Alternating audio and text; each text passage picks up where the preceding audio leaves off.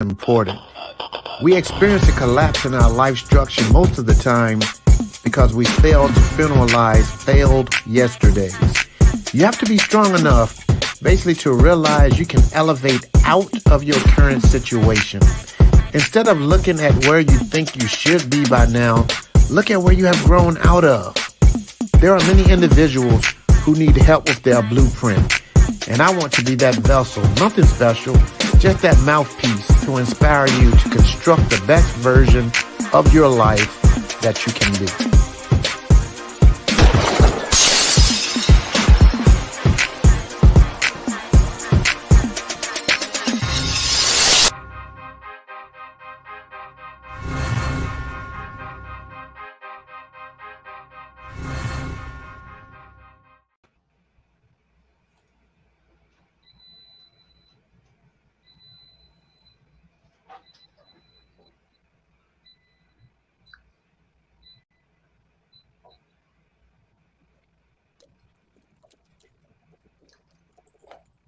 I don't not sure where that echo came from, but once again, welcome to the Life Structuring with Eric podcast. I'm your host, Eric. Welcome, welcome, welcome. Happy Labor Day. Today is officially pretty much the last holiday of the summer, and well, for more so the East Coast, the fall is headed your way. Out here in Arizona, we still have like a good 2 months left of the heat before it starts to cool off. But man, grateful for to be in the month of September. And we have a great episode set for you guys today. You know, a few months, well, let me go back to over a year ago, a little over a year ago. I actually part of the John Maxwell leadership class, and I found the courage and I went in and I did a post and pretty much told my background. And I was kind of feeling like I didn't fit in, based off of my background. And had a guy by the name of Paul that, he inboxed me and he kind of, you know, really gave me some great inspiration and, assured me that I did belong there. And we eventually connected. I've had Paul on my podcast a few times.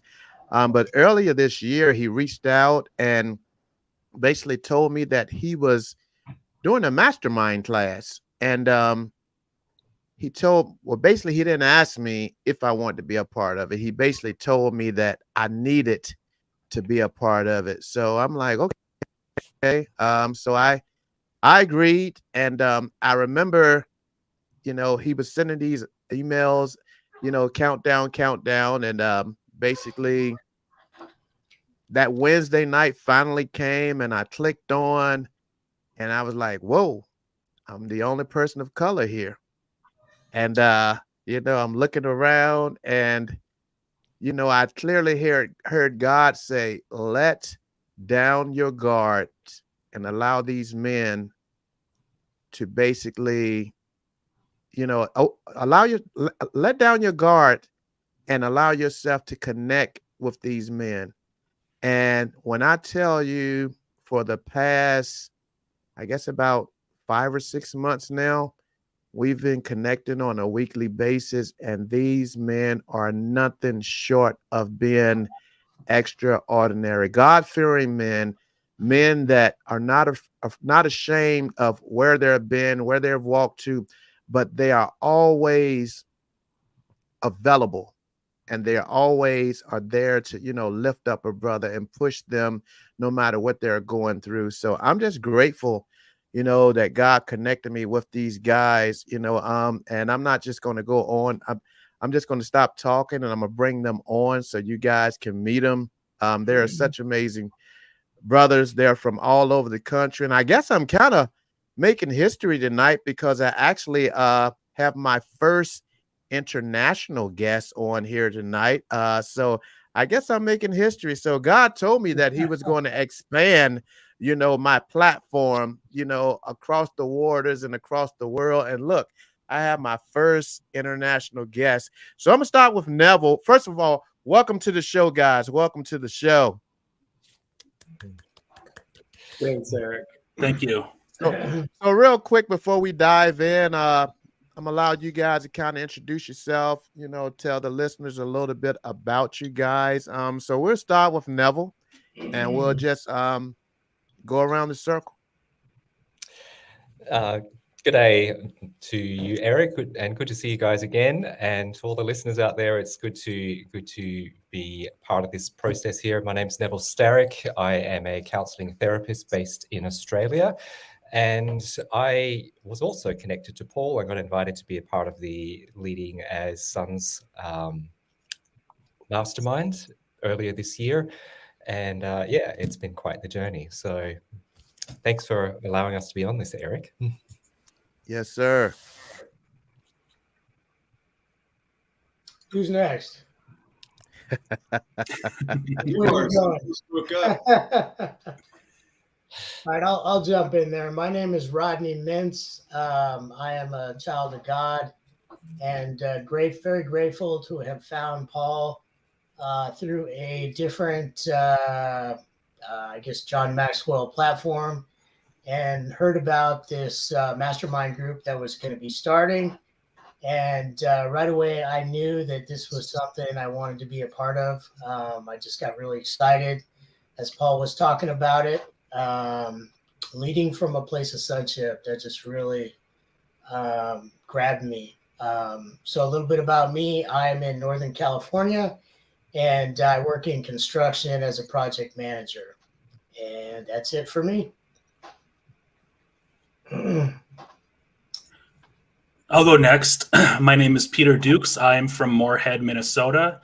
I am a youth services nonprofit program director, a substitute teacher, and an aspiring children's book author.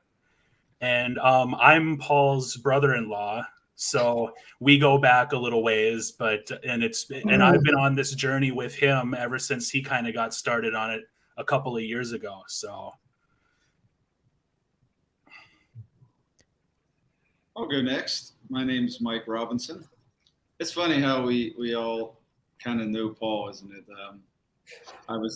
Is that John Maxwell thing too? And Eric, I'm like you, he pitched the mastermind and it was like, yeah, I need this, and it's funny. I think all of us came in just knowing we needed something, but not knowing what we were going to get, and it just, blew our minds. I knew I was hungry for friendship, and I was blown away by what we've become.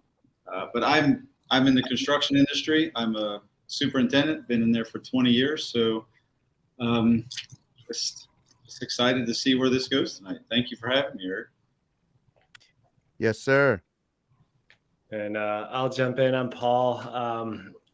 I'm just so blessed and honored to be here, Eric. I'm blessed and honored to be here with this group of guys too. I'm a coach, trainer, and speaker. I work with leaders.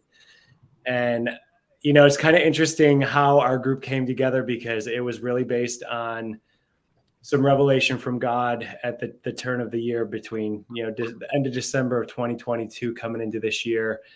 And everybody's helping everybody find their purpose in life. And that's what I do as well. I help people find their purpose, discover their passion, discover who they are. A lot of, leaders really need a lot of life coaching and relationship coaching and coaching around communication and other things to actually enhance their leadership. And it wasn't so much revelation as it was a reminder. And God said, hey, what the world's not doing is helping people to become sons of God, sons and daughters of God. And that's the first purpose, because it's from that place we can live from rest and peace, because it's all about receiving from God. It's about this place of just wonderful intimacy where we get to be real and transparent with God. And from that place, we step into that call that he's put on all of our lives. And we can do it with joy, and we can do it with a community. And that's really what's happened here. And it's been amazing, even for me as the facilitator. The fourth week of this 10-week mastermind, I realized we've gone really deep, and I'm in over my head, and I am treading water. And it was really, I had to continue to be that facilitator and put myself out there. And you guys have all been so amazing in terms of stewarding my heart, because we got to that 4th, 5th, 6th week and I was thinking, man, is this safe? What is this going to look like? I'm the facilitator. I brought them in. But you guys have allowed me to lead and develop my own abilities to facilitate groups like this in a way that has never happened to me. I've led a lot of groups in my life, but like some of you have said, we've brought our friendship and our relationship so deep, and it's been amazing. And Eric, I'm so thankful to have you, our brother of color, who constantly says, "Hey, brothers, what's happening?" Man, I'm honored. I'm honored to call each one of you my brother, and it's amazing, man. Since we've come together, it's amazing. You guys know that there's been times weekly that we got, some of us would kind of release some stuff that we were going through, and before you knew it, tears were falling, and it was it's a no judgment zone. Everybody is there, and everyone is looking you straight in your eyes. And one of the things that I love about each one of you, myself included, we all are good listeners. We never interrupt someone when they're, even if you find something that you may hear something that they're saying that you don't agree with, we allow each other to finish. And then we start, we give our opinion, or we pour into them, we tell them. But more than anything, one of the things that I always hear in there is seek God, listen to God, listen for God's voice. I can give you my opinion all I want, but we never try to push our opinion on each other, because it always ends with listen for God's voice. God will lead you. God will guide you. And man, I just love that. And then the testimonies come thereafter, weeks after, on the same thing that we poured out on. The testimonies come back on how God, spoke to that person, and they made the decision based off of God's voice.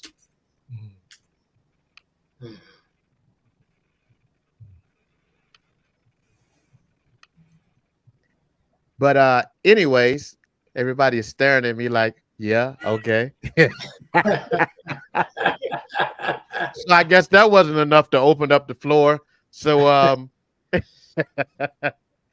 man, so let's talk about the importance of why it's so important, because in this age that we're living in, this day and time that we're living in now, we're seeing so many men, more men than I've ever seen, committing suicide.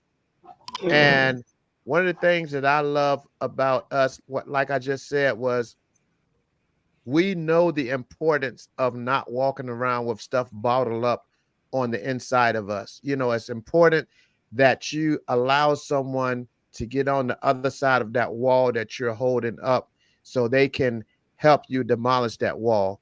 Let's talk about that and the importance of it. I think on a sort of a basic level, this is something that I wholeheartedly stand by. Just at a basic level, the more that you talk about the things that are impacting your life, the more power you take back from those things, and the more control you can take back of those certain aspects of your life. And I think that when you're able to do that within a community, like you can do that, you can speak it out into the universe, and that's great. But the more that you can speak those things to a community of brothers or sisters around you, the more power it has, because you're affirming things out loud to other people. And I think that it's the more that you're able to do that, the more it can also help other people that might be going through the same things as you as well. So I think just on a basic level, you take your power back when you talk. Yeah. I found it really quite interesting that for me, because my role is very much about listening to other people and coming alongside, one of the things that one of the walls that I found and I recognized very early on as we were getting into this whole community building thing was the fact that I could use my listening as a way to not allow myself to be seen. And I really had to be very intentional about allowing myself to be me and not to be the counselor, not to be the listener.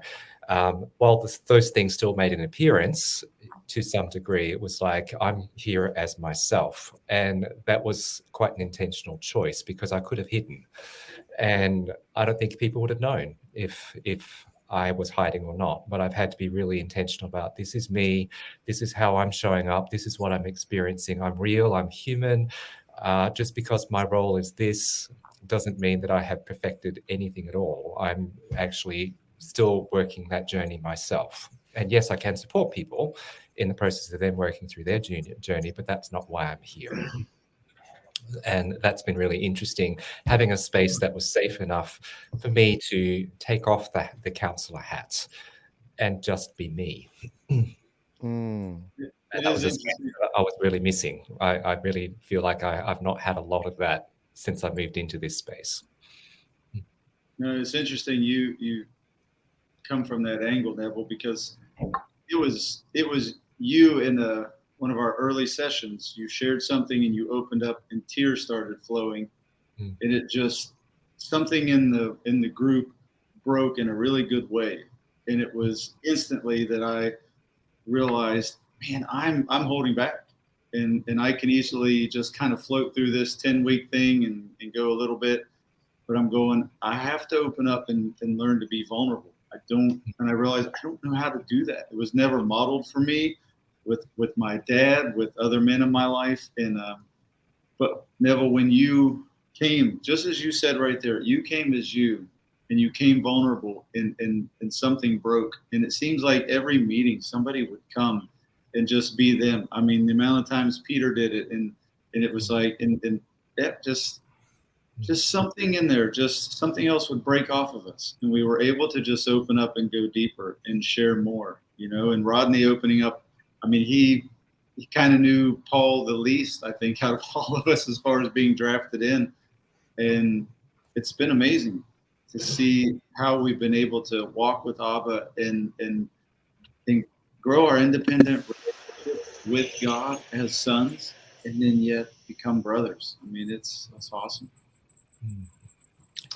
Yeah, when I first joined this group, I knew I was looking for something. I didn't know exactly what that was, but joining this group, I didn't realize how disconnected I was. I don't know if you guys can still see me, but my screen just went completely blank, but I'm going to keep talking. But yeah, when I entered this group, it was just amazing. That first week. Can you guys hear me all right? Yeah, we can. Yeah, you're fine. Oh, okay. So it was amazing that first week, just the openness and the transparency. One person would open up, and then the next person would open up, and all of us just got vulnerable. All of us just shared these really deep parts of our lives, and it was incredibly. And me not knowing anyone in the group, I just immediately felt like, wow, this is a safe place. These brothers I can trust. These brothers I can go to war with. These brothers have my back, and it was just an incredible thing. And I think we all long for that. We all long for connection. We all long for that safe place where we can be heard, where we're understood, and we're valued for who we are. Not for our performance or any of that, but just valued for who we are and where we're at. Wherever we're at in this group, it's okay. And it's just been an amazing blessing in my life. So thank you, guys. Yeah, one of the things that I've really appreciated about the what's been forming over the last 6 months is that we've not just restricted ourselves to the times that we meet as a group. and being able to be in touch between the times that we're formally meeting has been really, really helpful. It's like, it's not just being vulnerable when we're all together, it's being able to reach out to individuals or have our chat that sort of, hey, this is what's going on. This is what's going on in my week at the moment. Just having somebody, knowing that somebody's there. And I mean, it's interesting. It's like, I don't know how many time zones we've got represented here. I think we've got at least 4. So none of us are local to each other, but there seems to be very few times of the day where no one is available. So it's like, yeah, I'm getting the late night calls from the US or the late night messages from the US that I'm responding to in the morning or in the early afternoon of my time. And it's been really quite cool that, hey, even though we don't have the physical proximity to each other, we are actually very strongly connected. And I really look forward to just hearing the messages, even if I don't get a chance to respond, just knowing that people are putting stuff out there, I get a chance to feel like I'm a part of what's going on in their lives, even though I'm not physically present. It makes me laugh because sometimes I'm up in the middle of the night and I'll put something in the chat or I'll write to Neville, and Neville says, well, why are you up at 2:30 in the morning, Paul? Neville and I have gotten on WhatsApp phone calls in the middle of the night and had these conversations. He says, do you want to go to bed? No, I'm up. This is great. This is great. Here we go. But I wanted to kind of go back to your question, Eric. You know, the power of community. You know, I don't claim to be an expert on community at all. This has really just kind of been just walking this thing out with God and seeing what happens, and from my own experience too. But going into this, I knew how valuable community was for me.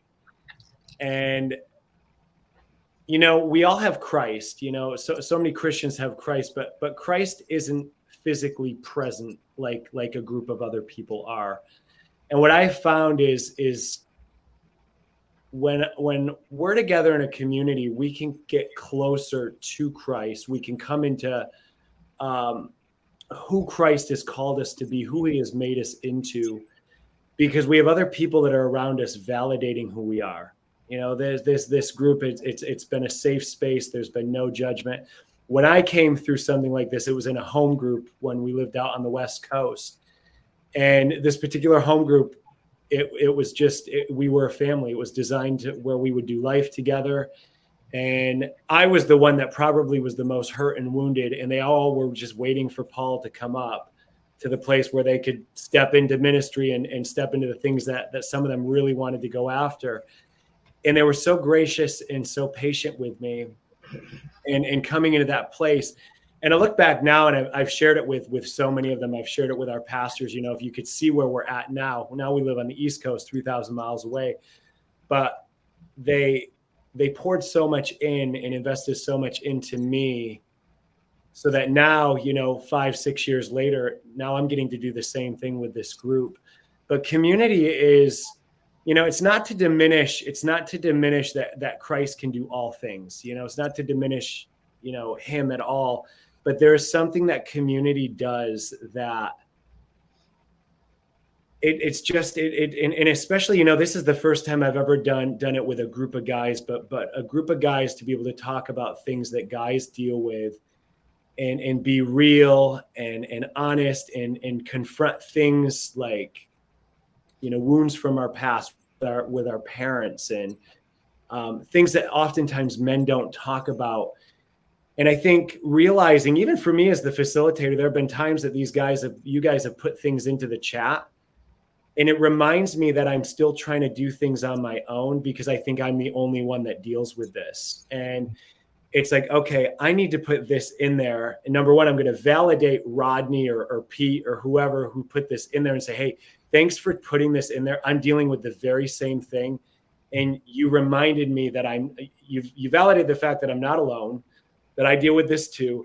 And number two, you reminded me that I'm part of this group. Even though I'm facilitating this group, I get to be a participant as well and step in vulnerably, just like you guys. And that's probably the hardest thing for me, as the facilitator, you got these things going through your mind. Oh, I've got to be the leader. The leaders think they've got to be the tough guy and the one that's got it all together. And you guys have, again, just made this so safe for me to be able to put myself out there and say, hey, I'm having a tough day today. Would you guys pray for me? Would you guys pray that I sleep better because I'm up at 2:30 in the morning? I was telling my wife today, the last couple of months have been so much better as you guys have prayed for me and stood with me for my sleep to improve. So I hope that made sense, Eric.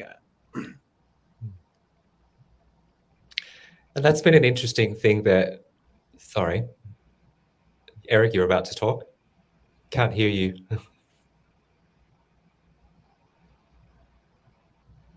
Yeah.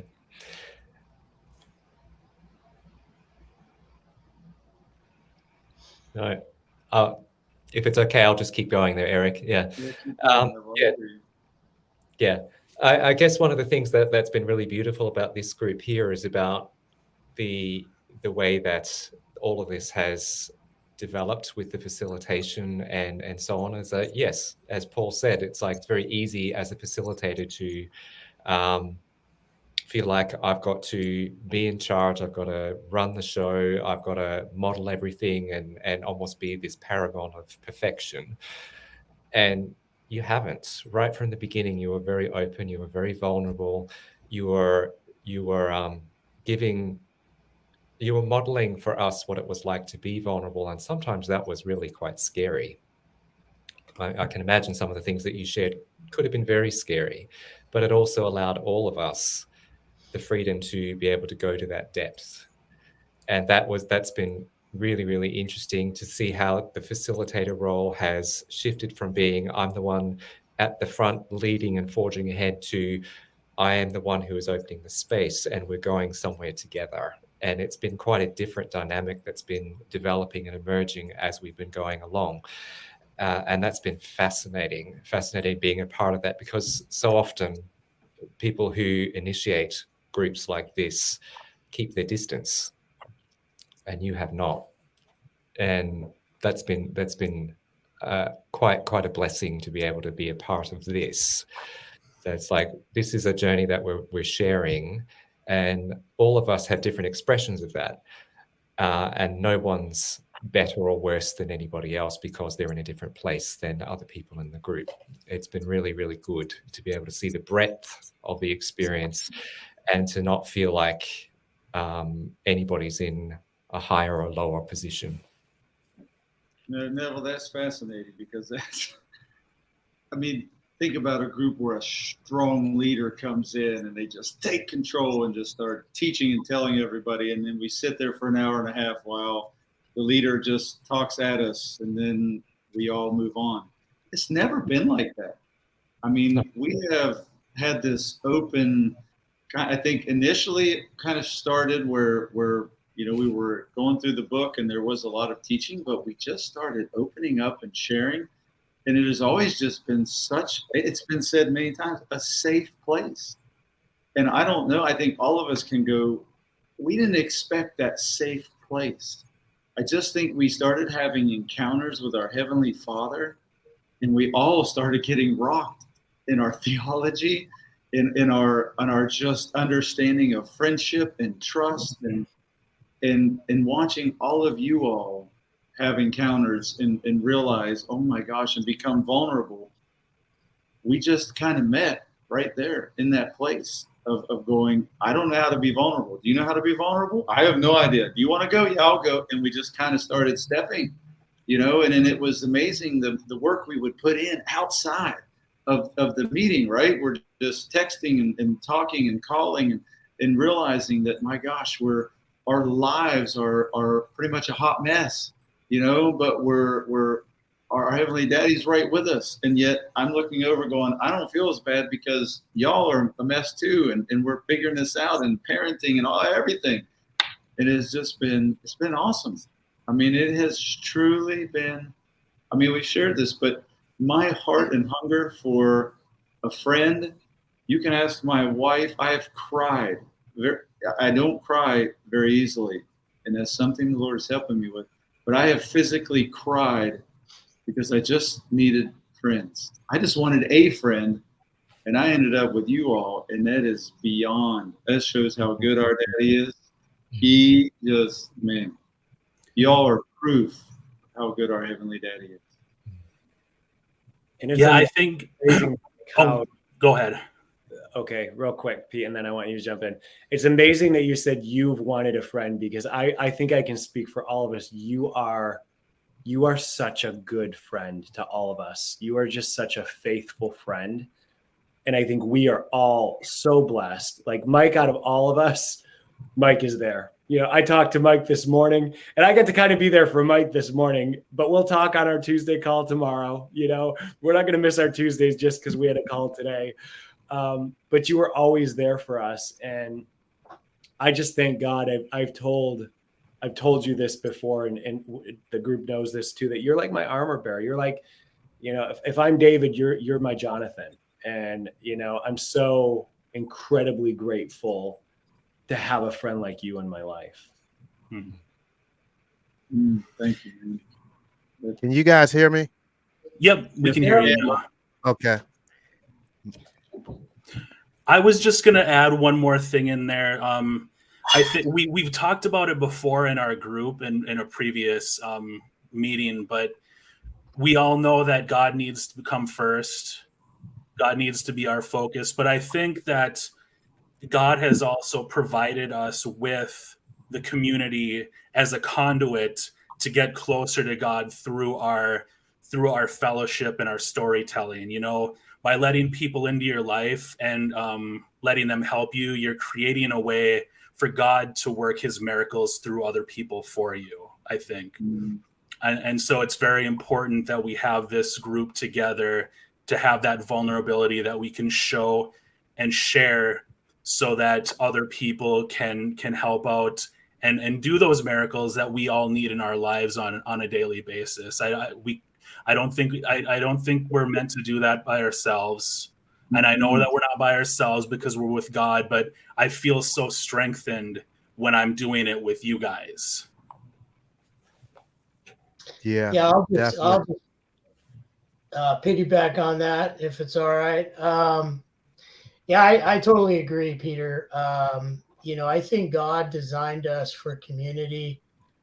That's God's heart. He's a God of community, a God of love. And, you know, he doesn't want us to do this life alone, isolated. He wants us to be part of something where we're pouring into other people are pouring into us. And it just makes our lives so much richer, so much fuller when we're doing that. And this group has just been an amazing. I mean, for me, it's just been amazing to watch you all model vulnerability and transparency and what this thing looks like.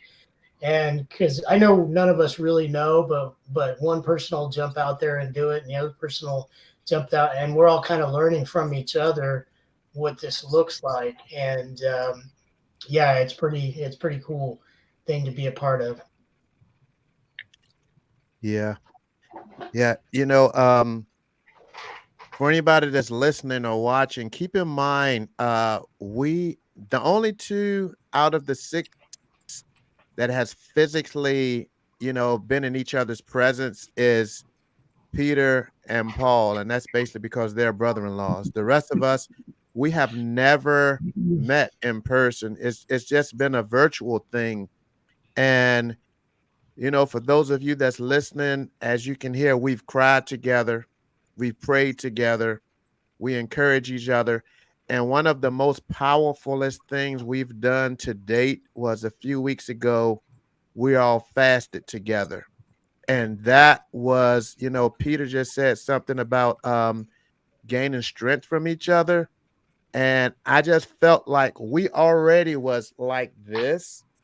And I feel like after we fasted together, we just became just totally intertwined with one another, because that day the enemy tried so hard to break the bond that the 6 of us had. He tried, you know, he went one by one, trying to attack. But once again, because we have no walls up in this group, in our WhatsApp chat, one by one, someone was crying out for help. One by one, someone was crying out for help. Thank God, Neville, he's one day ahead of us, so he had already endured his fast. So he was there, basically to encourage. But, it was a few brothers that was on the work site, and it was like the roughest day ever. But we just prayed each other through. And I mean, the thing, and to go one step further, we laid on the table that Sunday everything that we wanted to pray for during that fast. And I'm sure I'm not the only one to see this stuff. It's manifesting. We got the week stuff that we fasted and prayed on is manifesting. When Neville dropped that message last week and said the new client came, what did we pray for? New clients. The new client came. I mean, it's just amazing when people come together and they fast and they believe and they turn their plate upside down. What comes after that? Let's talk about that. What were some of you guys experience from fasting, and how did you feel afterwards? We'll save Mike to the end because I'll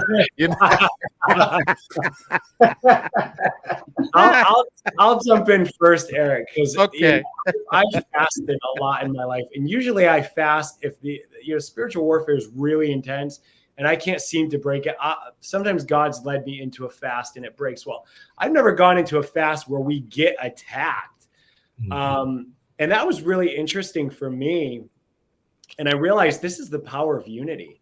We've come together, and it's not just unity, it's a group of men coming together with the purpose of growing our walk in our relationship with Christ.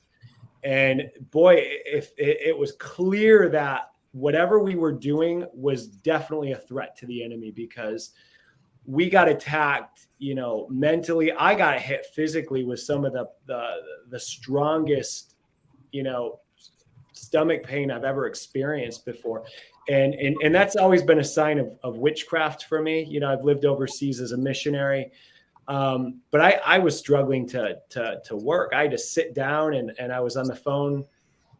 Maybe I can't remember if it was you, Mike, but I was on the phone with my wife. We were praying through some things and trying to figure out what's going on here. Is there an open door? How is the enemy getting in here and doing this? And then lo and behold, Mike, I popped it in, and Mike said, I suffered with the same thing that morning. I thought, I've never known anybody that gets attacked the way that I get attacked. So it was a reminder of how powerful to me that unity is. And the fact that, again, us coming together as men, for the purpose of going deeper into intimacy with the Lord, with the Godhead. So I'm excited. I'm ready to do it again. And just to see, because we like Eric said, we've seen fruit from this. Like things have happened over the course of the last few weeks since we've done this. And it's Pete, I think it was your first time ever doing it. Yep. So yeah, and I thought it was a really interesting experience. I guess I was going into it. I think I mentioned it in that Sunday meeting before the Monday that we fasted, that I was anticipating this big revelation to come to me. Like that's what I was expecting. And while I didn't get that, I do know that unity that we all shared together had a strong impact on the way that I was going to handle the upcoming weeks of my life, because one of the things that I was really looking forward to was some clarity on what I'm supposed to do with my path. And I think it took a little bit of struggle, but I got there. And then, so in terms of the fast itself, I just remember once I hit like 3 or 4 p.m., then I really got hit hard. Like Eric said, turn that plate upside down. I really wanted to turn that plate back over, but but what I did was I just prayed into that list of things that we had come up with the day before, and I leaned in, man. And like Paul said, man, I'm ready to do it again. Like, I wasn't sure how I was going to come out of it, but I'm ready to go for it again, because it was such a powerful 24, 48 hours.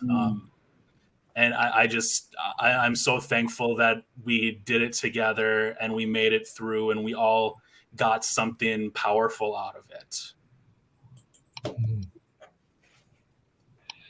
Yeah, I'll jump in there. Yeah, it was definitely, I fasted before, but not, well, I have fasted corporately, but this was a little different. And the way we did it, the way we came together, the way we prayed for one another and sort of put these things before God while we were fasting.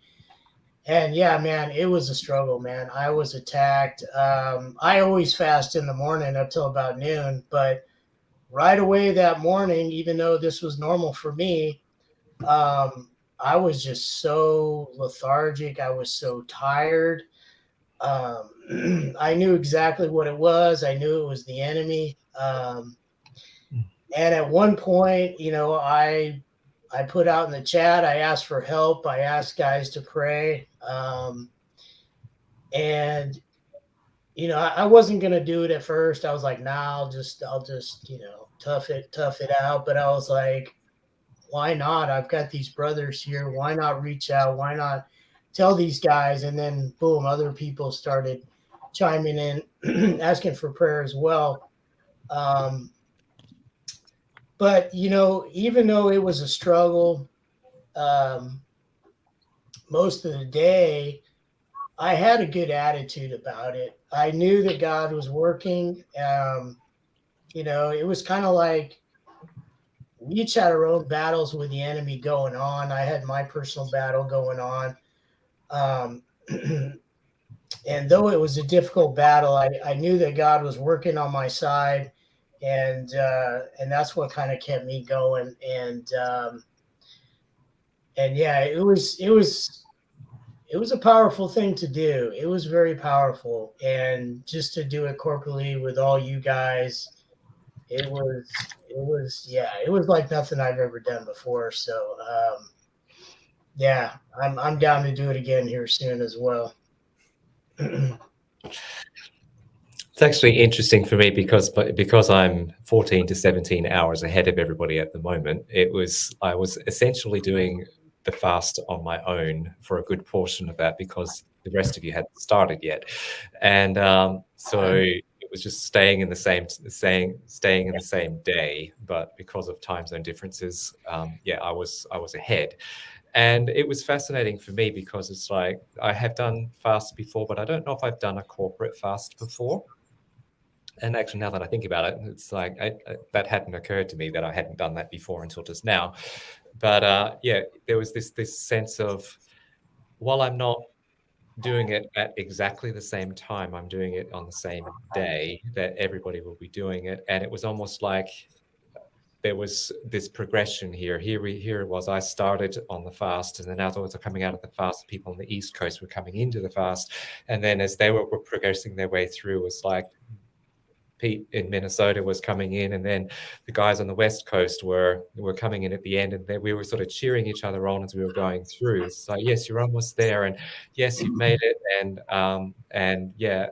sort of that whole encouragement type of stuff. Even though we were at different phases of the fast at different times, just that whole sense of it, like it ended up being like 17 hours beyond a 24-hour period where the fast was going on, just because of the differences that we were in time that we were dealing with. So it was quite interesting.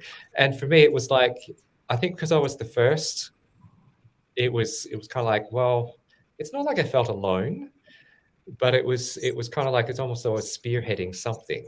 And I didn't feel particularly attacked at all when I was going through my fast. The attack for me came after I'd finished, and when everybody else was on their fast. It was like there was stuff that was happening for me then, which I found really fascinating. It was that Paul's comment there about the unity. It's just like, well, as we were doing things together, suddenly I was reaping some of the effect of that. But I wasn't actually in the fast anymore. But it was really interesting, and then just watching how things have unfolded since then has been fascinating. I think it opened us up too. Like, it gave us all an opportunity to really lean on each other, and it brought us to another level, because since we've had that fast, it's very common for us to say, hey, could use some prayer right now. I'm dealing with this, or I'm dealing with that, or this is what's happening. And it's so neat to see, to have that level of support where in the moment there's somebody that usually responds right away, says, hey, I'm praying for you right now, or they'll put a prayer in our WhatsApp group, or they'll jump on a phone call or do a voice message. And that is so encouraging to have that level of support, to be able to be covered right there, and to have somebody partner with us in that moment. And we've seen things just break so quickly now, just as we come together and we support each other in that.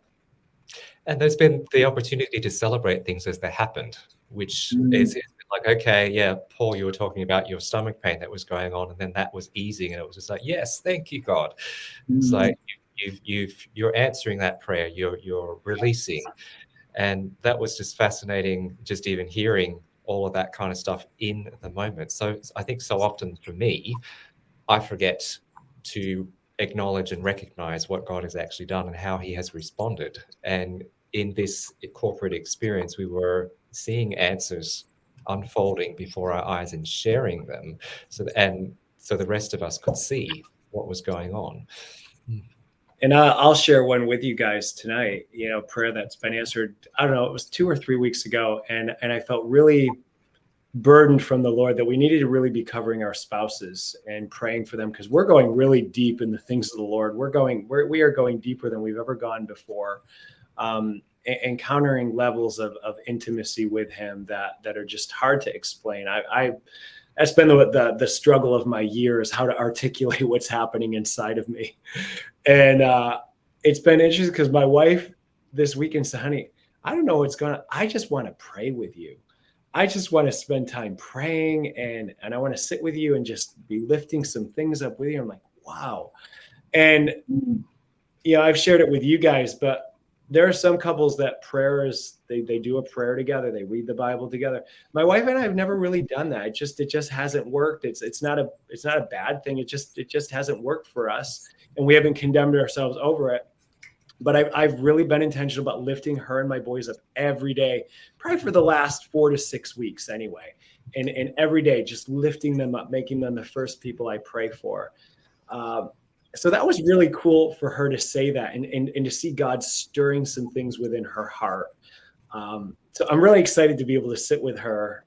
We talked about doing some evenings after the kids are in bed this week, just to sit down and pray into our next season, pray into our businesses, pray into what God's been putting on both of our hearts.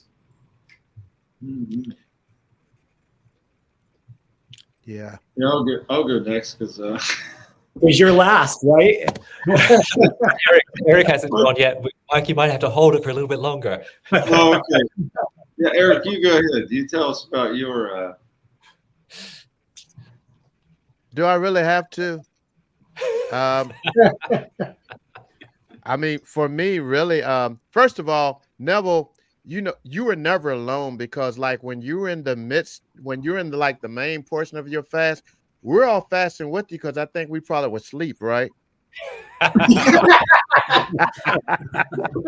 So, Great point. There you go. Yeah, we had your back. Right. But I have been fasting like on Mondays. I did like the 2 Mondays prior to that Monday. So it was kind of smooth for me. I just found myself praying for you guys. It was definitely different to see, because I don't think I've ever had really an attack, like you guys were experiencing, maybe early on, but it was definitely but I ran across a video, and it's weird how God puts stuff in your path right in the midst of something. But I saw this video of Miles Monroe, and he was talking about fasting, and he was like, when you're fasting, he talked about those hunger pains. He said, and every time that pain hits, that's when you cry out to God even more, even more, and so basically I just was pouring into you guys.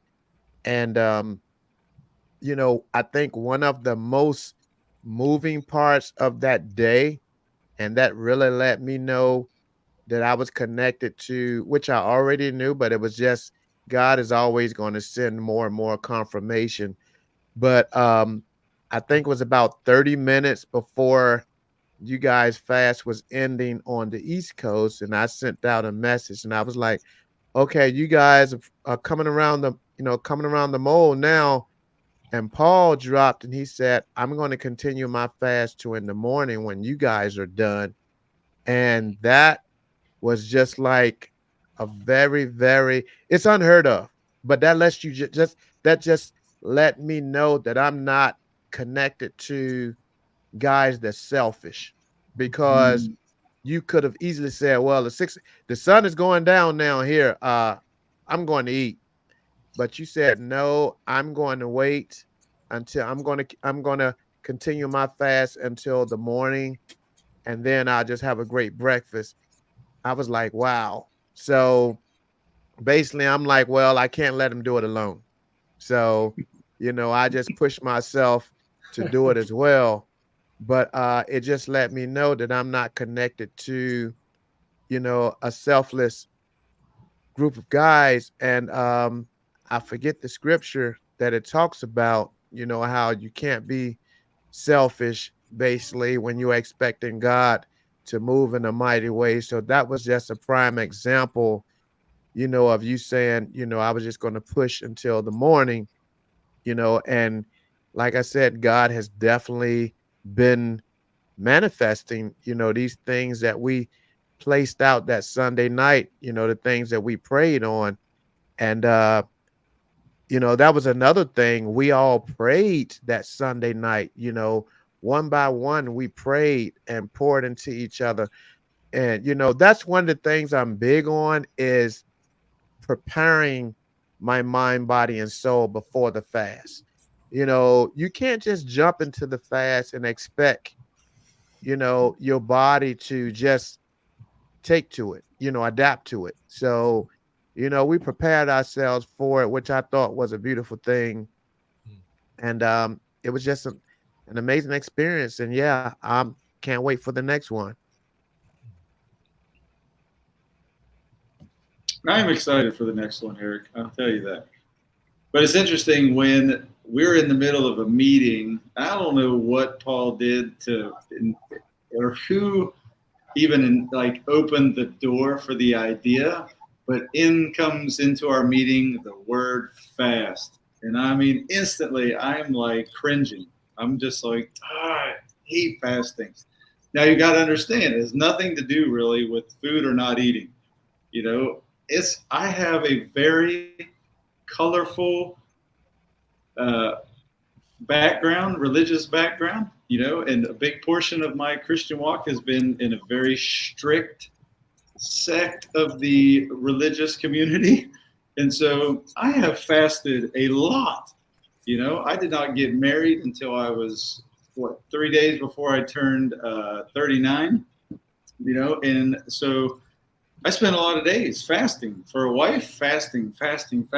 And I was fasting to get God to do something. And so when I heard the word fast, I instantly am wrestling with that religious spirit of like, oh my gosh, I don't understand this. I don't want to fast. Why should I have to fast? So I'm wrestling with, but you guys were so excited about it. And I'm going, we're going to do this. So I'm wrestling with this. I don't want to fast because I felt like it was that old religious Mike coming back. But I'm watching you all, and I'm going, but what are you doing? Something is happening here, So most of my day, except for that stomach pain attack, which was weird. I mean, I was like on the job site, and it was like I don't know that I'm going to be able to stand up straight enough to walk across the job site. But the majority of my day was wrestling with, why am I doing this? Why am I doing this? Am I trying to get you to do something, Father? I'm not going to make my little boys fast to be my sons. What the heck what am I doing? I was wrestling with that. And it's funny because we went through it all. You know, there was amazing camaraderie. It was like we were in the trenches. There was all these weird things we all went through and just the communication. It's like, wow, we were truly forged stronger and tighter in that fire. But interesting enough, a few days after our fast, I'm listening to a guy named Mark Casto, and he makes this statement. He said, I don't fast to earn my place. He said, I fast to discern my place with Abba. That is so wonderful. That it's in that, discipline is important. I'm big on discipline in my life. I'm probably a little bit too disciplined. I need to have more fun. But to be able to use that fasting as a tool to help me understand who I am as a son and how loved I am, and to be able to use fasting as a tool to help me get into intimacy with my heavenly daddy, to see into the gaze of Jesus, to use fasting as a way to get into that bed chamber with my bridegroom. It's going, okay, this is opening up the door. Fasting is a little bit more than, hey, I need a job, or I need money, or hey, I need a wife, or God, I need you to do something. It's going, no, Daddy, I just want to get with you. I'm struggling to get up in your lap, and all this stuff is distracting me. But I can fast, and that will help me zero in on you, and I can climb up in your lap like my little boys who are 5 and 3 climb up in my lap, and we just sit. Maybe we watch TV, and that's what this is. It's a revelation I've got out of this. And so I'm okay with fasting now. Yeah. I think we do it too often. Yeah. You touched on something there, Mike, and you're exactly right. It's not about asking him for what you want. It's about making that connection and reading the word, praying and listening for his voice, because when you're running on empty, basically that's when he can pour into us to fill us back up. And basically he's filling us up with his word. He's filling us up by us listening, and we're making that connection. We blocking out everything, all of the distractions, and we're listening for his voice. And man, it's such an amazing experience. And I just encourage anybody that's listening, if you haven't fasted in a while, put you a date on your calendar. And if you don't want to do it alone, get your accountability partner so they can, you two can connect, and you can pray together before that fast, and then you can pray each other through that fast. It's an amazing experience. And also, if it's someone that you're connected to, I promise you, it will strengthen your bond so much from you guys just fasting together.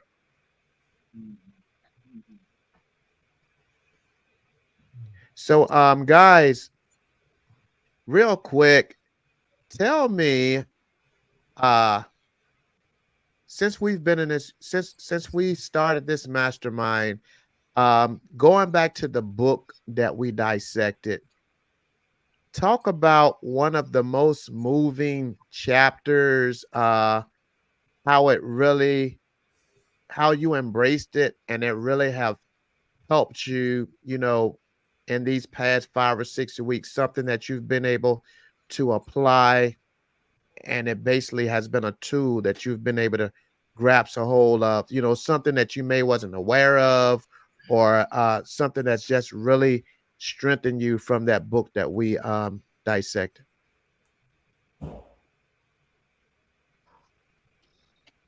I'll jump in on this one, Eric. The book was called Spiritual Slavery to Spiritual Sonship. It was by a man who passed in the early 2000s, 2007. I think his name was Jack Frost. And you know, a lot of the book was stuff that I had journeyed through in my 30s. So it'd been many years that I'd gone through this book. So it was a really great refresher, taking a lot of the concepts deeper. A lot of it is about mindset, the way that we think, as orphans, having to do life on our own, apart from God, apart from other people, you know, pulling ourselves up by our bootstraps, and instead learning to live from a place of dependency on Christ and dependency on God the Father. And I would say the chapter that was most impacting for me because of where I'm at in my journey was probably that it was about the concept of leaders and honoring leadership and understanding where leaders are coming from in the ministry of restitution. And I realized, you know, talking about how when we realize that we've hurt someone, that we need to go back and we need to ask for forgiveness. And you know, I realized that there were leaders in my life who were very well-meaning, and you know, there were hurt, because everybody's human. Humans end up hurting people sometimes. None of us are perfect. But there was also some things that they brought into my life that I wasn't able to receive. And I ended up hurting them because of my orphan mindset, because of,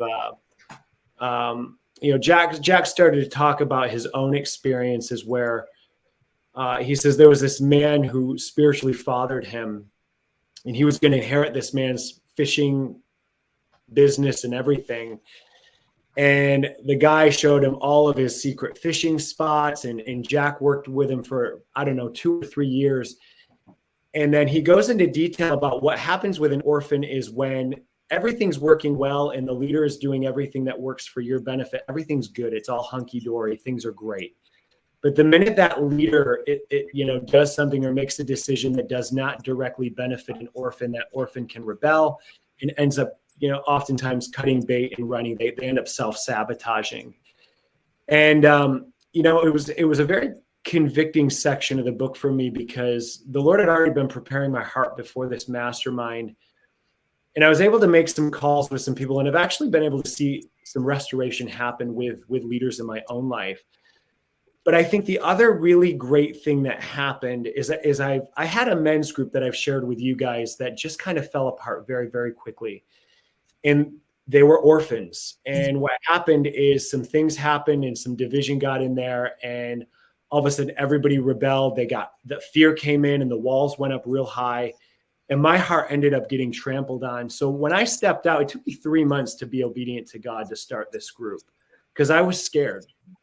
And like I said, week 4 of 10 weeks, I started realizing we're in deep water, and I was getting really nervous. Like, is this going to be safe for my heart? God, I don't want to have a repeat. And I started sharing with you guys what happened.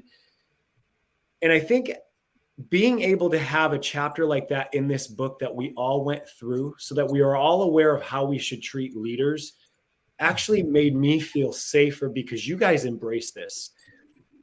And I didn't post this mastermind onto social media. I actually personally invited all of you guys, because I was looking for guys that I knew carried the maturity, just to, even if they didn't, you know, regardless of where you were at spiritually, I knew that you were mature emotionally, mature in your interactions with other people. And so that when we got to that part, it was, you know, I think from here on out, that is going to be, I realized that was the mistake. If I had brought this book in, or brought in the concepts of how to treat leadership with this other group, it might have turned out a lot differently. It might have come into the place that we've come into, because that's what they needed. They needed to see that paradigm that none of them had ever been taught. A lot of them had seen parents, you know, fathers or spiritual fathers or both, that had hurt them, and there had never been restoration. And they had learned that it wasn't safe to trust leaders. And so here you come in with a guy like me who am safe. I am a safe guy, but those walls were there. That hurt was so strong that without the concepts being put in place that would help take those walls down, they weren't able to pass that. So that was probably the most impactful for me personally as the facilitator, on a number of different levels there.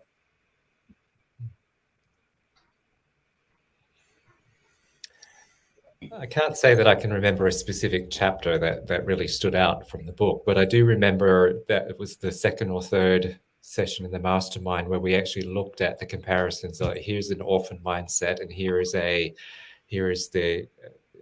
living out of sonship. The contrasting the behaviors and the approaches on lots and lots of different areas, and we were challenged to actually rate ourselves at the beginning, the first time we were introduced to that, as to where we were. And this wasn't the first time that I'd been through this book. I had been given this book quite a number of years earlier and had read it before.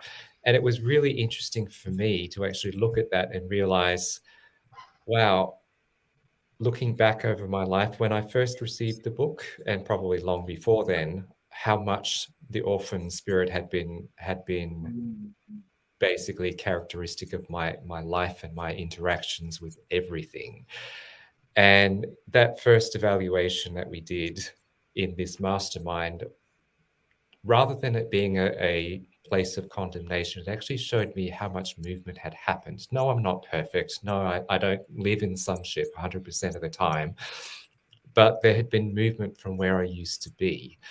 And that was so encouraging for me, because it was like the whole... I have a perfectionist streak, and that can get in the way of me looking at what God has actually done. It can get me focused on all the places where I need to improve or do better, or the failures that have happened. And there was a time in my life where I spent a lot of time dwelling on what wasn't working.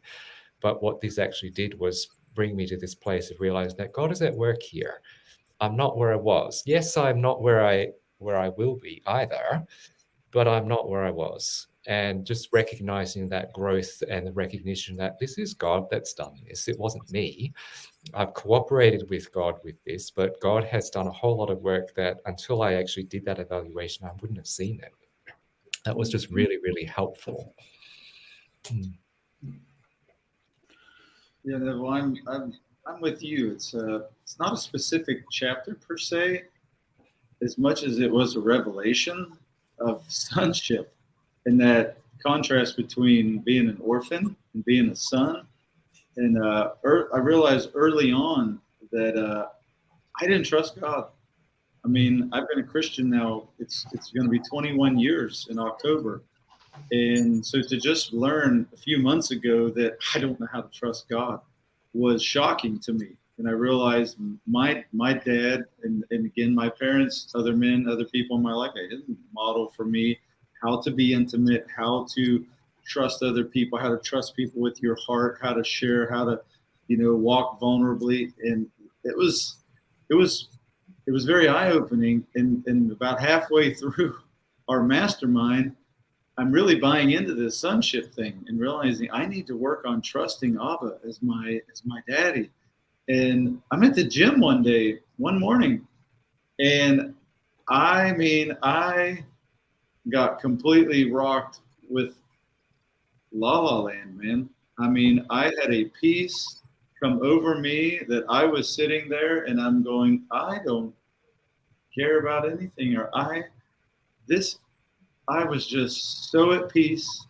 And I actually tried to go do another exercise, and I'm going, I don't even want to be here.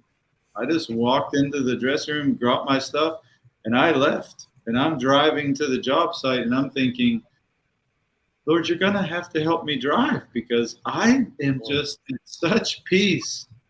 What is happening? And I just went to the job site. I had 2 hours before anybody got there. And I just sat in my car. And I just had this encounter with his presence and his rest and his peace. And it was amazing. But what I learned from that was I touched peace. I touched presence. And never in all my 20 years of being a Christian had I ever actually encountered it. If I'd had little encounters with the presence of God, I didn't realize that's where I should be living from. That awareness of his presence, feeling that peace, that was, and I just basically heard in my heart, Mike, this is where you can live all the days of your life. You don't ever have to leave this.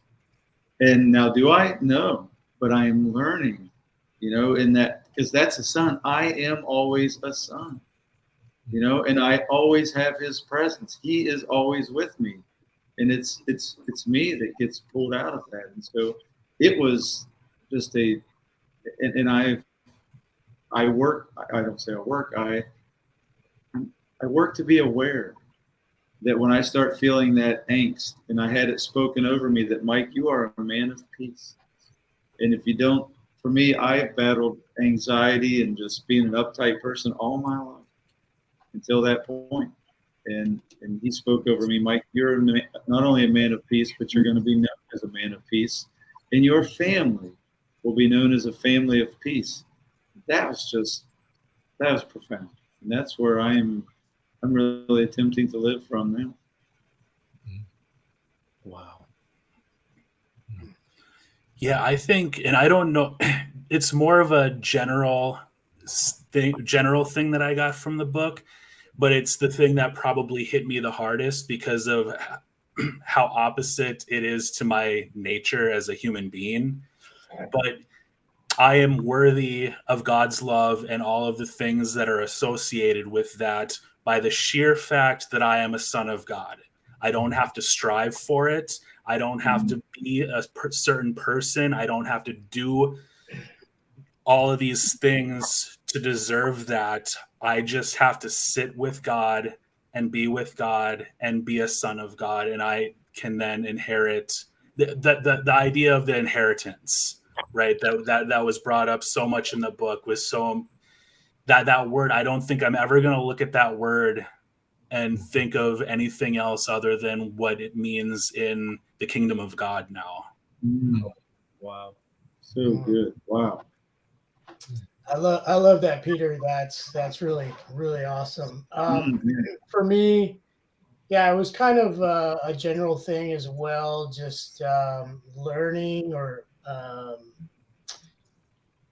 understanding at a deeper level the concept of what it means to be an orphan versus what it means to be a son in the kingdom. And the author just did such a wonderful job explaining it with, personal stories, getting, very vulnerable and transparent with us about struggles in his life where he learned, through hard knocks, through taking lumps, what sonship looks like. It's not like God just showed him, hey, here's what sonship looks like. He had to go through the battle. He had to go through some really tough stuff that he shares with us. And I just found it so easy to get into and trust what he was saying. But I would say the one thing that sticks out for me, I think it's chapter 3, where he talks about, if what you're doing is not for the kingdom, then you're actually working against the kingdom. You're actually working for the enemy. And that just was like, wow. I thought I was just living my life. I thought I was just doing my own thing.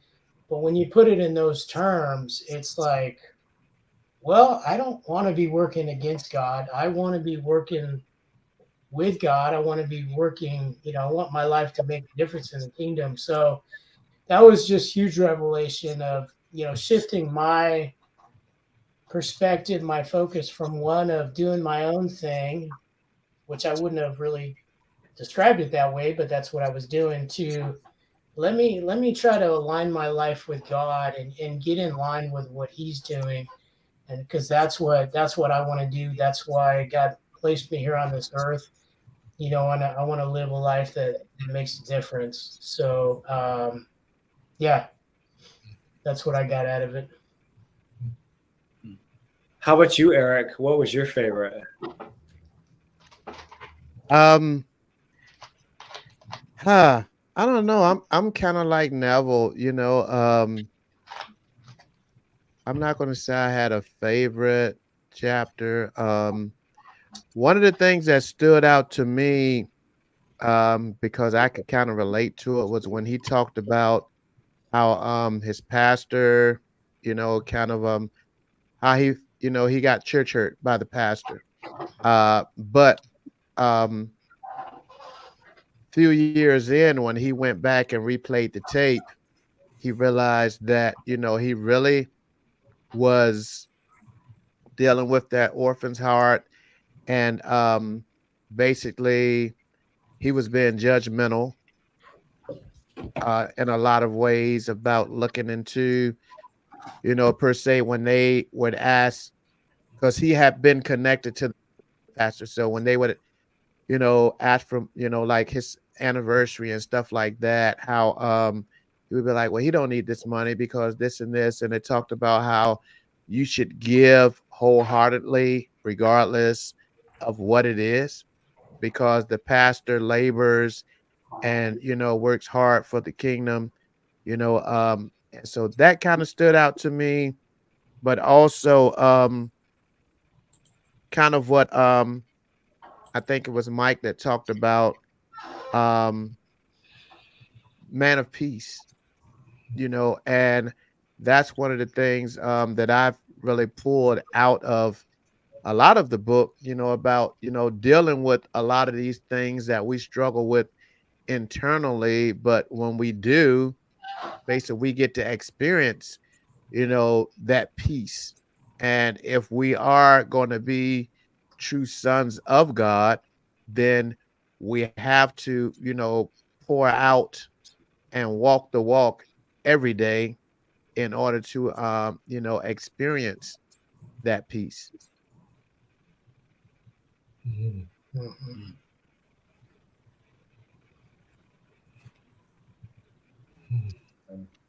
Yeah. So, did everybody go? I guess they did, huh? Okay. Mhm. Everybody went. Okay.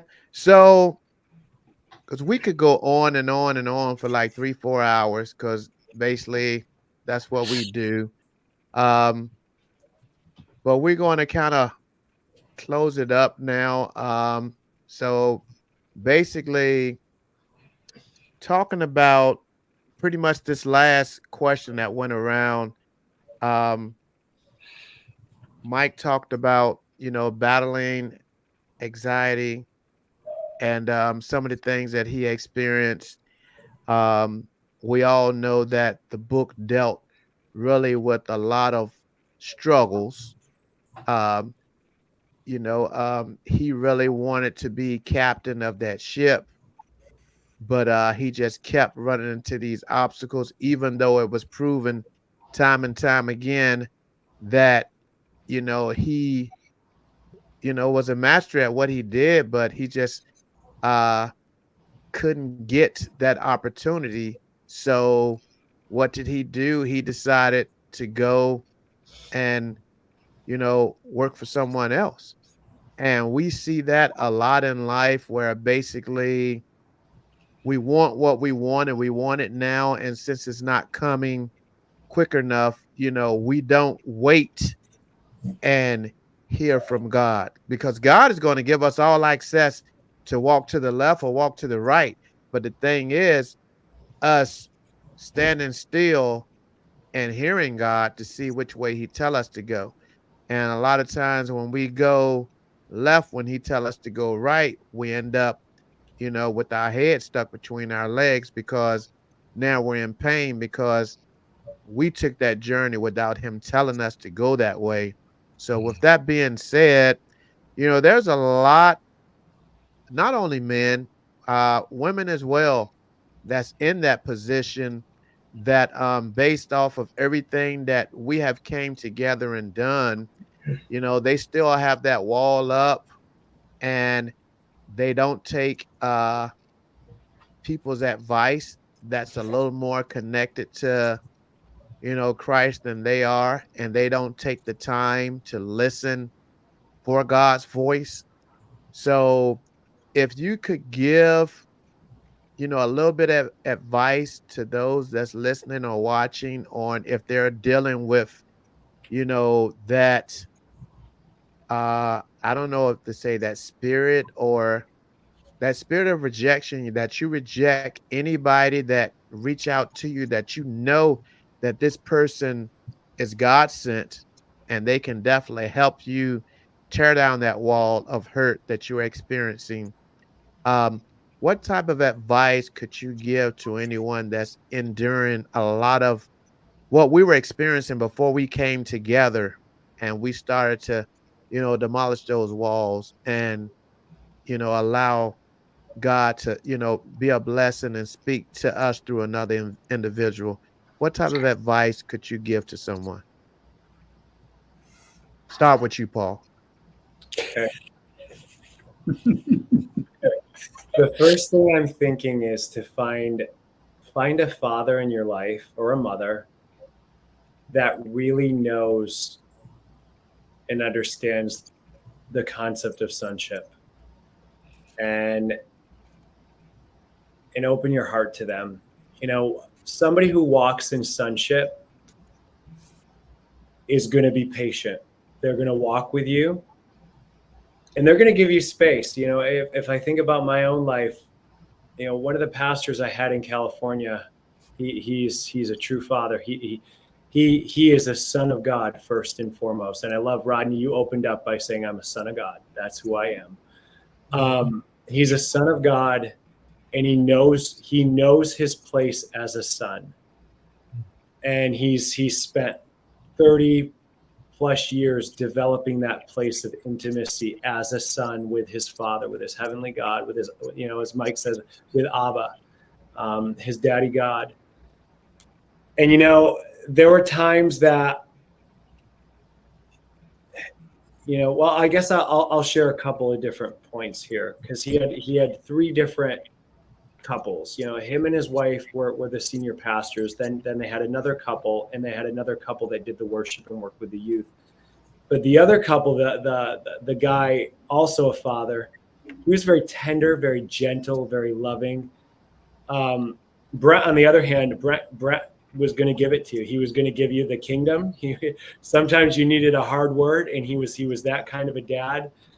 Russ, on the other hand, would just give you a hug. Oh, Paul, I'm so sorry you're going through this. And there were times I needed Russ, and there were times that I needed Brett. And there were times I had to back off, and Brett and Russ and the others, the elders, would just give me that space.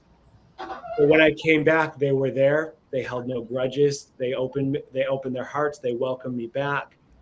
They met me where I was at. So I think the biggest piece of advice is find, you need someone like that, or a community of people that understand their place as sons and daughters of God first, because you need somebody who's going to show you the way. I know I needed that. The book helped, but until I had a community of people around me that really walked it and lived it, to give me something tangible that I could see, that I could experience, I didn't come into the fullness of the freedom that I walk in today until that point. Yeah. You want to chime in, Neville? Yeah, I guess what's standing out to me is the conversation we had at some point in the mastermind around this whole concept of humility. I think the journey into sonship requires us to relinquish the life that we think we want, and the life and the kind of person that we think we are, and to also let go of a whole bunch of expectations of God and other people. And we talked at one point about the difference between choosing to humble ourselves or being humbled by circumstance. And we get to choose that. If we don't choose humility for ourselves, we may find ourselves in circumstances that bring us low because we just weren't prepared to go there. And that's not a punishment, that's a consequence. That's a consequence of a choice that we make. So I guess the advice would be choose humility. It's like it takes a lot of humility to reach out to somebody else and say, I don't know what I don't know.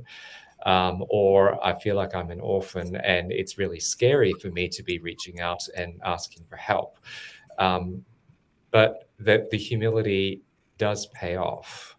It does pay off. And if you're doing what Paul has suggested about finding somebody who is already strong in their understanding of who they are as a son or a child of God, they're going to be a safe place for you to be humble. They're going to be a safe place. They'll be able to hold you in your vulnerability. So choose humility. Yeah. You know, Peter? I'll chime in. Oh, Mike. Good, Peter. Mike, go ahead, Mike. I was going to, it's interesting, and it's important to remember that Abba is going to meet us right where we are. Right where we are.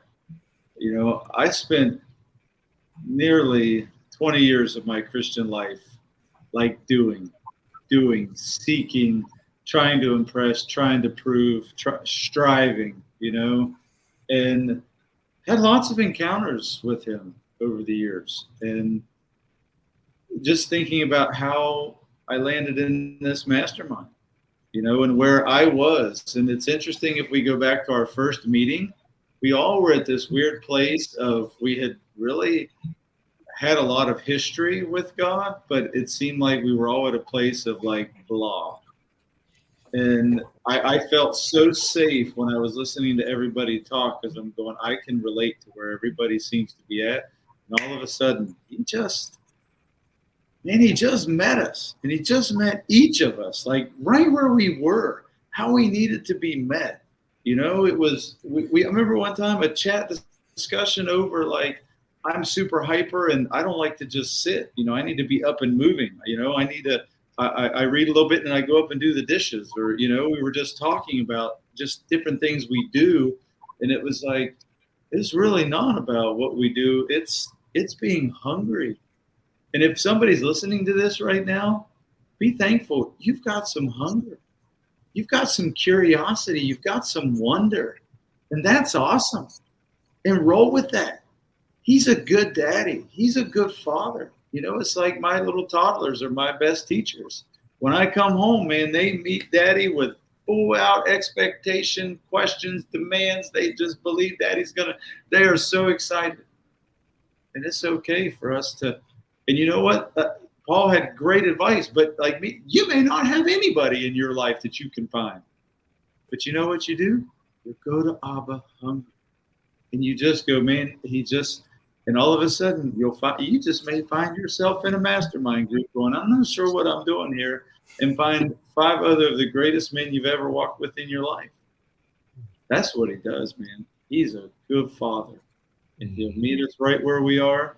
And he'll walk with us right where we are, and he'll walk us into our greatness. Yeah. Amen. Yep. So I have, my thing is be curious, have curiosity, ask all the questions, keep an open mind to those questions. But also be ready for the answers that you get, and don't dismiss them out just based out of preconceived notions that you might have about what you're asking for. I've asked a lot of questions over the last few months because I feel like I'm taking this journey. I feel like I started from the very beginning again because of the path that I've been down, but I've been curious. I've been asking the questions. I want to know. I want more. And so that, like you were saying, that hunger, just have that hunger. And then because Mike, you didn't say it, I have to say it because you were the one that brought this up the most times, I think. Have fun with it. God is meant to have fun. He's meant for us to have fun. So it doesn't need to be this solemn thing where you're always just like serious. Just have fun with it and be curious. Hallelujah. Thank you for that reminder, Peter. Yep. Yeah, you guys have pretty much said it all, but I'll just piggyback and say, you know, there are safe people out there. Um, Mhm. you know, when we're ready, because I've been a believer over 25 years before I came into this group, and I was ready. I was ready. That's why God brought this into my life, and He brought you guys into my life. And yeah, there are safe people out there when we're ready, and I think that just comes through prayer, seeking the Lord, you know, crying out to the Lord, telling the Lord you want something more, you want to go deeper with Him, and then God will bring those right people into your life. You know, it just blows me away since I started this group 5, 6 months ago, how many new things God has brought into my life. And yeah, it's incredible. It's just an answer to prayer. And I was laughing earlier as Pete, you were speaking about having fun with God, because I was in a deliverance session just a couple days ago, and these people they're cracking jokes, they're having fun, and in my mind I'm thinking they should be more serious. Like, what's going on? This is a serious thing we're doing, you know? And you know, I quickly told myself, like, hey, just roll with it, you know, and it was great, but it was funny that God did that just to remind me, like, hey, we can do something serious and have fun too. It's okay. So Mhm. yeah. He who sits in the heavens laughs, right? Yeah. Yeah. Yeah. Man, I love all of you guys' input that you just gave. You know, and listening as I asked a question, and then I'm listening at you guys, and it took me back to, you know, that person I was a little over 20 years ago. And, you know, I would run into old classmates that were doing really well. You know, my mom would introduce me to people that were doing well, and everybody would give me their phone number. Hey, call me. You need to get yourself together. Call me. You know, God has plans for your life. Call me. And I would be like, I'm not calling you. I call them geeks. I call them nerds, because I wasn't ready. But, you know, listen at you guys, and then I reflect on that, and I'm like, okay, that was me. I was struggling. I was battling something that was much larger than me, and here I am. I had these God-fearing people that was reaching out to me, ready to take my hand and help me crawl until I was strong enough to stand on my own 2 feet and walk. And you know it didn't really hit me until uh, Neville said humility. And I wasn't ready to let that wall down until I was ready to walk through humility. I was always, because I walked away from God, but He never walked away from me. You're always a son of God, but I had no peace in my life. But once I decided I was ready to walk through humility, and I started to take people's advice, and I allowed people to pray over me until I was strong enough to learn to start praying myself. That's when I started to experience that peace in my life. And then once the peace came into my life, then like you said, Pete, I started to be able to laugh and have fun again. So anybody that's listening, man, we are here to tell you, let that wall down and allow God to connect you with someone that has just a little more faith than you, someone that can just, we have aborted God for so long when we're at that place where we have that wall up. we pray those one-sided prayers. We pray the prayer that we need. A lot of people call that 911, prayer, because we don't pray daily. We don't read daily. We're not applying scripture to our life. So we need to find someone that's a little further ahead. There's no excellent, there's no excellence when it comes to this thing. No one is excellent. Some people just know how to apply the word a little better than others. But when you're weak and you're totally disconnected, you don't know how to apply the word. So I encourage you to find someone that's a little stronger than you. And I guarantee you, God has already has you connected to that person. You just turned your back on them. There's a connection there. You just turned your back on them. So if you're tired of being in that place, hiding behind that wall, I encourage you, flip on the light switch and ask that person to come into your life and help you get out of that place of discomfort that you're in. Last week, I talked about, getting comfortable, being uncomfortable, because what happens most of the time, we get comfortable, being hurt, and you're so used to being in a dark place. You're comfortable sitting in the dark. Flip that light switch on and look at yourself and view all of those imperfections that you have in your life, and find someone or connect with that person that God has already connected you to, and let them walk you through this thing. Man, it's so much relief, and even when you're feeling stress, you have brothers like these 5 brothers in front of me that I can reach out to and say, "Hey, I need prayer today." I have a really dark heaviness on me right now. I need prayer. And one by one, in that WhatsApp, ching, ching, praying for you. And then Mike is always going to go a little more in depth. Well, what are you feeling? What's going on with you? Because he's really going to go, Mike, when he says he's going to pray, he's going to pray. So he's going to ask you questions that's going to make you feel, uncomfortable. But hey, you just asked me for prayer, brother. So let me know what's going on, and that's what it's all about. Brothers lifting up brothers, brothers encouraging brothers. And I mean, it's not only brothers, sisters. I encourage you to do the same thing. God has planted some great people in all of our lives.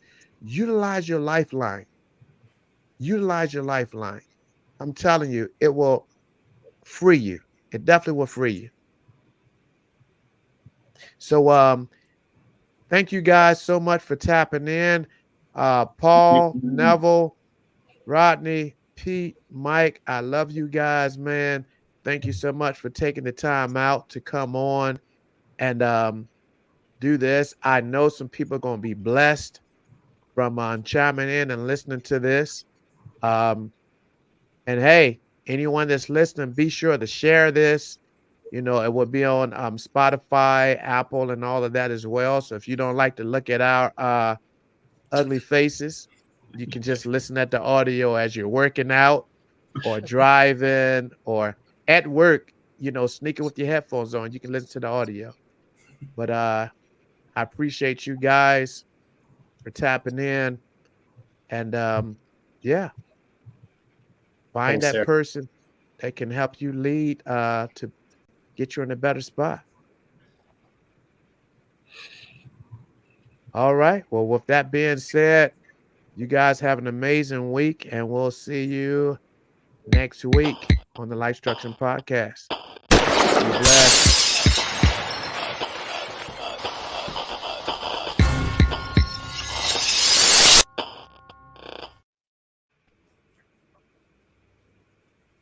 I have never had this issue before in my life, but it's I'm having this horrible delay tonight.